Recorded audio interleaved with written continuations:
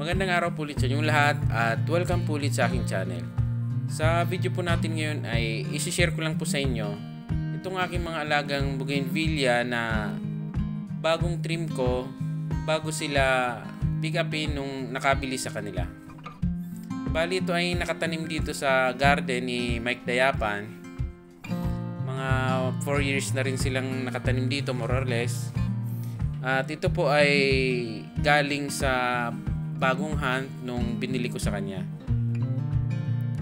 Yung ginawa kong pag-aalaga dito ay Lingnan style. Ibig sabihin, hindi po ito nakatikim ng wire. Puro lang pa-wild, cut back, clip and grow yung process na ginawa ko sa kanila.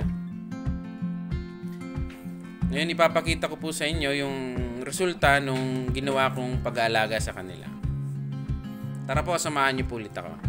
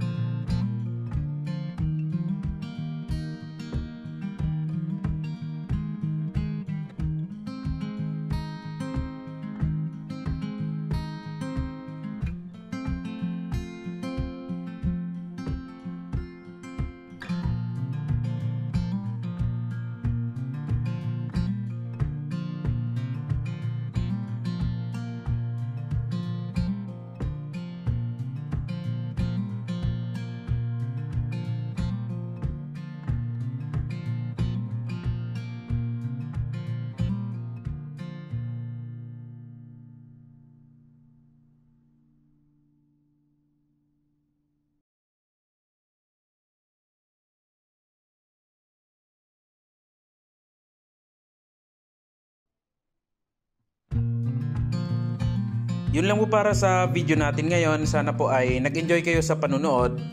Kung nagustuhan nyo po itong aking video ngayon ay paki-like na lang po bilang suporta. At yung mga hindi pa naka-subscribe sa aking channel, pa-subscribe na lang din po. Paki-pindot na rin yung notification bell para updated kayo lagi sa mga latest videos na i-upload ko. Muli po ay maraming salamat sa inyong panunood at happy bonsai po sa inyong lahat.